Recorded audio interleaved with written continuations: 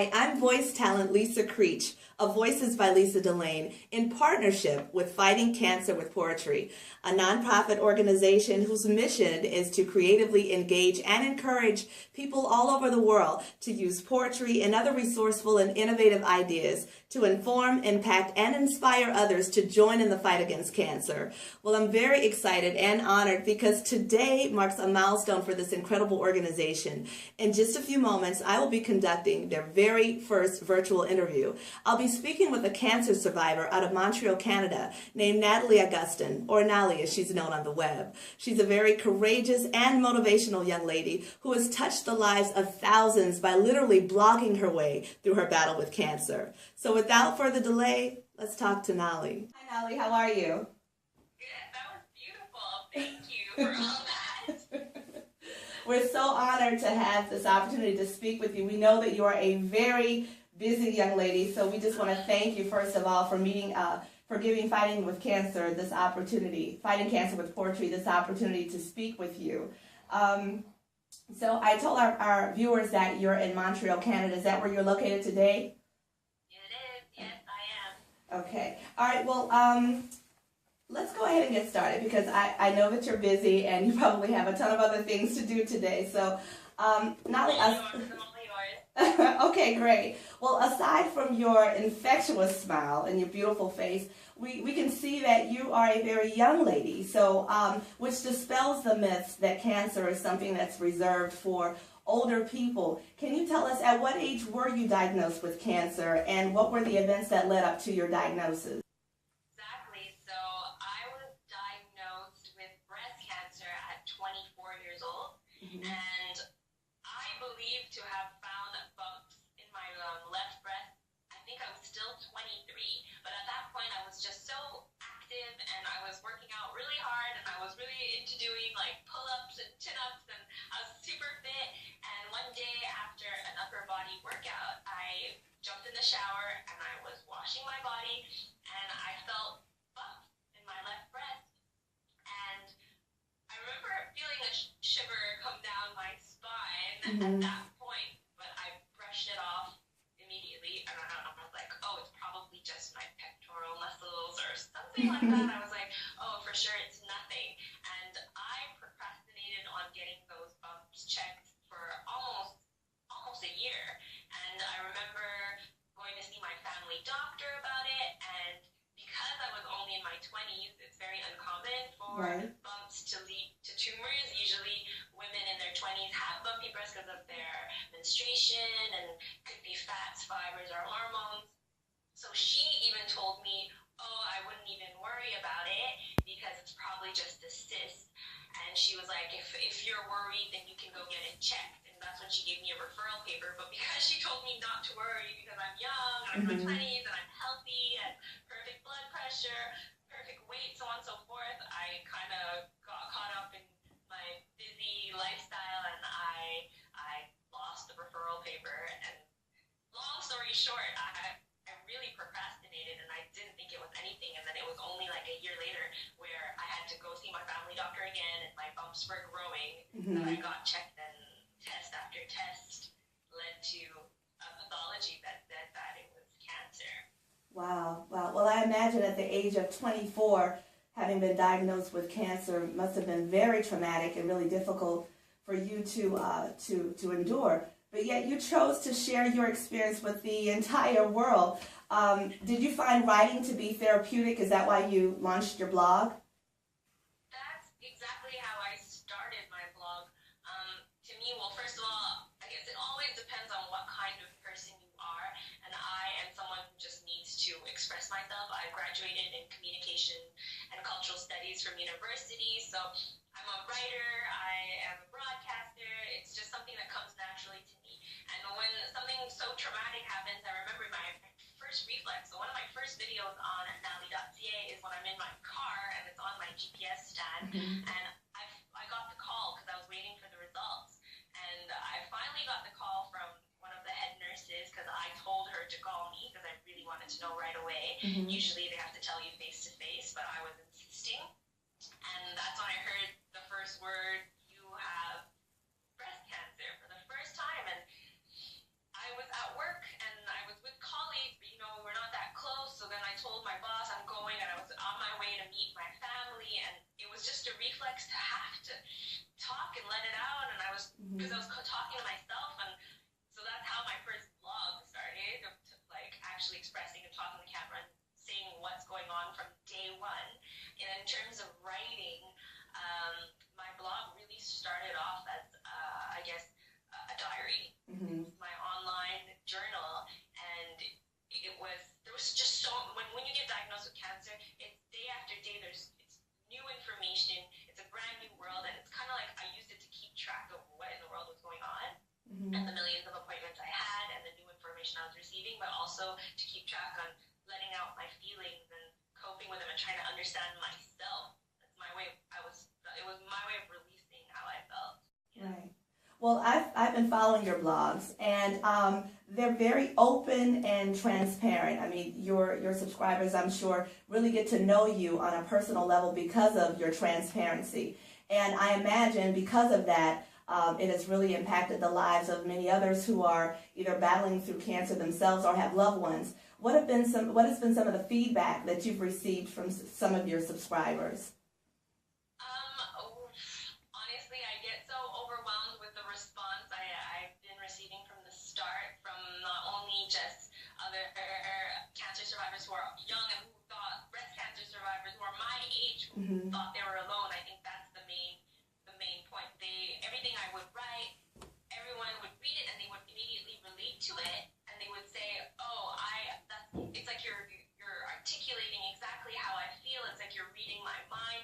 And to them, it's comforting to know that they're not alone in this journey, in this situation, whether it's me being like their friend from afar, but it's just, no matter how many good friends or family you have around you, there's no one who can understand you more than someone who's been through it. Right. And that's the response I've been getting from many other cancer survivors who find my story, is that they say that they can relate to me in ways that no one else can, or that there are no information online that they can relate to, or websites that they can relate to, because often they're really scary and too serious, and then they find me. So that's it. That was a huge response from others, and really, really overwhelming to receive, because it's just beautiful. Like, it's such a rewarding feeling. Yeah, I was going to ask, how does that make you feel to know that your writing, your words, you sharing your experience, how it impacts so many others, people you've never met, people you don't know? How does that make you feel to know that your words do that for the lives of so many others? I think that's what really helped discover kind of like my meaning. What's the meaning of life? What's your purpose in life? And having done that, it really changed my perspective. How life, you're not alone. You're not alone in your problems. There's so many other things that are happening in the world. And having shared my journey, I had the amazing opportunity to meet other inspirational women and people who've just been through so much, and it just opens your eyes to this wider world where you realize it's not just about you. When it's not just about your difficulties, your struggles, there's so much more going on. And I think it really helped me realize that I just want to continue to help others, and it's in me, and it's something it's important to me. Yesterday, as I walked out of the hospital, I was stopped by this super sweet lady named Maria, who was like, Nalie, calling my name as I was crossing the street. Anyhow, she recognized me because she's been following my blog. She's also a breast cancer survivor who just finished chemotherapy. She has exactly the same doctors as I, Panache, Boileau, and my nurse Ryan. So she told me that when she found my blog, it helped her so much kind of just to get to know her doctors, understand her treatments, and just make everything seem less scary. And when she told me that, I swear, like, my heart skipped a beat. Oh, great. Well, in addition to your blog at nalie.ca, I also saw on YouTube that you are a songwriter in your own right. I saw the Cup song. But you're also a poet. And in particular, I'm talking about a poem that you wrote called The C Word. Yes. Awesome poem. I think the last bit of my poem is what really summarizes everything, so I guess I'll share that with you. It's too easy to make 10% of what happens to you in life a disaster, because 90% is how you react to it, and I choose to in life.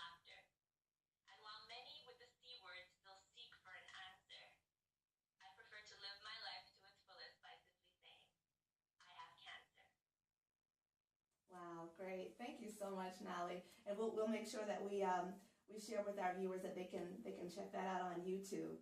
Well, as you know, the mission of Fighting Cancer with Poetry is to encourage everyone to join in the fight of cancer by sharing creative works of poetry and other innovative resources. And our founder, Christoph Jenkins, recently did a remake of Sam Smith's Stay With Me. And in addition to rewriting the song, he produced a video, which you were so gracious to allow us to use some of your footage to incorporate into the video. Well, with regards to the remake of that song, could you tell exactly how did the lyrics of the song resonate with you in regards to your own personal battle with cancer?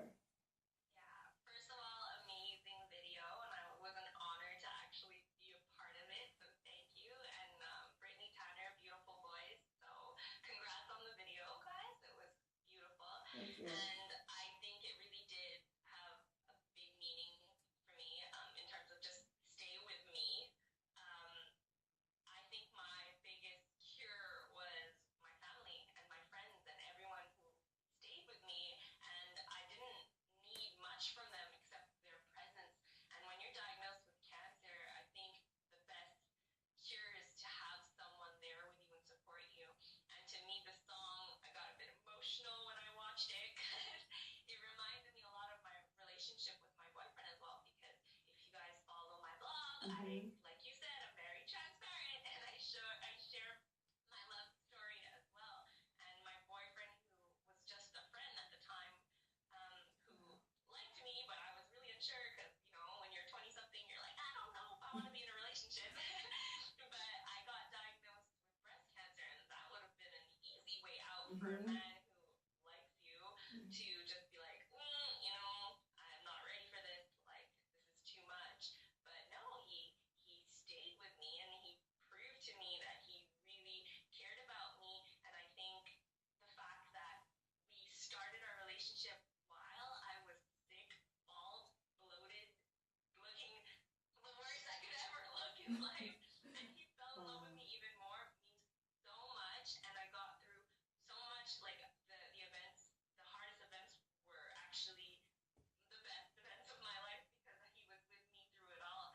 And I think Stay With Me, that you guys, the video you produced, is exactly, it represents my relationship with my boyfriend, it represents my relationship with my family and my friends. So it's so important, if you know someone who has cancer, to just let them know you're there. If you are truly there for them, let them know you're there.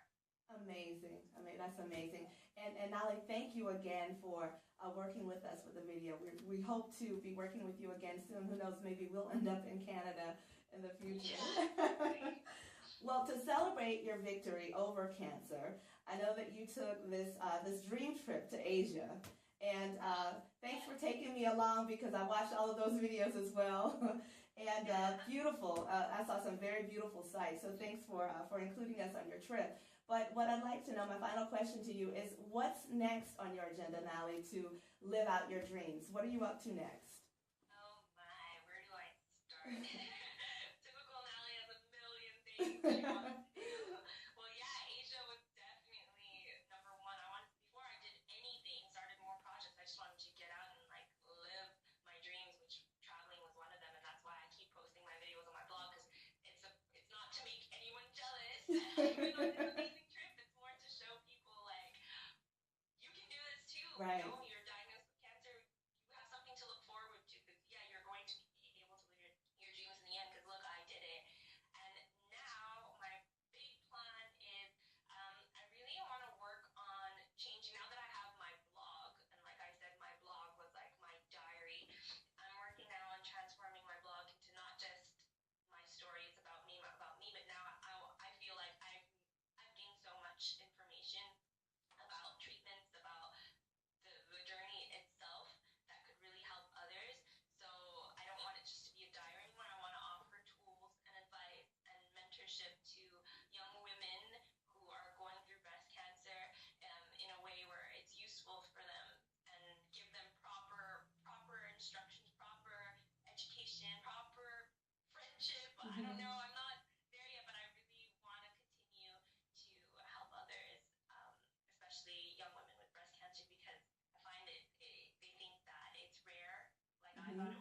but there are so many out there, and there's not enough sites that they can relate to because it's often catered to elder women who are the majority who Right. have breast cancer. So yes, I do want to continue to inspire and to help others. The more and more I think about it and I talk about it, the more I understand how everything really does happen for a reason. Great, great. Well, we here at Fighting Cancer with Poetry will continue to support you and watch you shine. We know that you'll continue to do great things. It's been an absolute pleasure speaking with you today, Nalie. We were really looking forward to this interview, and it's been everything that I thought it was going to be and then some. Before we let you go, could you tell our viewers how they can connect with you on the net? Well, of course, you can visit my blog, which is www.nalie.ca. I'm very active on social media, very transparent, so you can keep up with my busy life and to inspire you to do as much as you want, to work out, to go audition for host positions, and even though you may not get it, but you can put yourself out there. So you can follow me on social media at Nalie Agustin for Instagram and Twitter, and of course my Facebook page is Official Nalie. And I love receiving emails too, so if you guys want to contact me personally, my email address is info@nalie.ca. If you guys want to give me a shout or have questions or need advice, I'm here for you. Great, great. Well, there you have it. Fighting Cancer with Poetry's very first virtual interview. We hope that you enjoyed it. For Fighting Cancer with Poetry, I'm Lisa Creech of Voices by Lisa Delaine. Thank you for viewing. We'll see you next time. Bye-bye. It's Tuesday, May 20th, and it's my first round of radiation. I'm just walking to the hospital right now. I don't need radiation. Look, the sun's out here. It's already radiating me.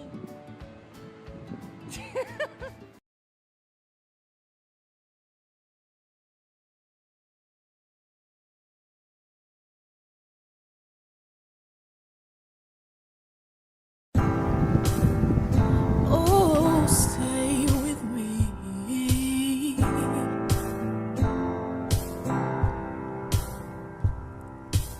Sometimes I feel like no one understands. No one can possibly comprehend. Cancer alters and can halt your plans. These are the cards I was dealt, here's my hand. Oh, won't you stay with me? You're all I need. Till the world is not just me. Stay with me. I know it's international, but I feel as if I'm all alone. And it feels like my voice can't be heard, yeah. But if you stay with me, we can spread the word. Oh, won't you stay with me? Oh, baby, stay with me till the world is rising. Not just me. Stay with me. Oh, stay with me.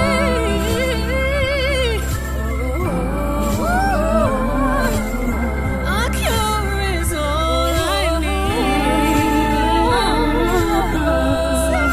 The world is not just me. Stay with me. A cure is all I need. Till the world is not just me. Support and stay with me. Won't you stay with me? A cure is all I need. Till the world is not just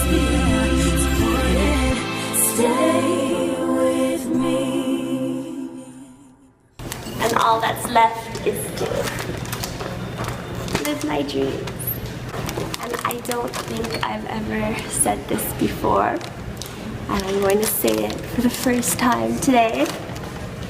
I am officially cancer-free.